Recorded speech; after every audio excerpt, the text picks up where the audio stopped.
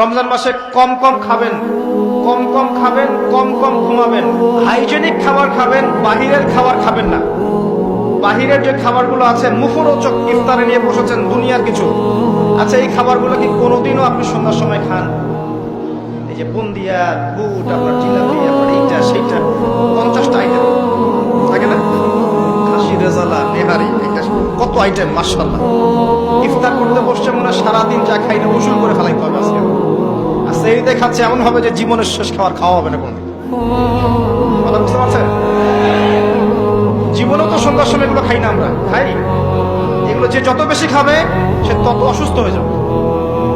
Normal খাবার খান, simple normal খাবার খান, বাইরের খাবার অ্যাভয়েড করেন, এগুলো আপনাকে অসুস্থ করে ফেলছে। ম্যানুফ্যাকচার খাবার বেশি খাইতে চায় না।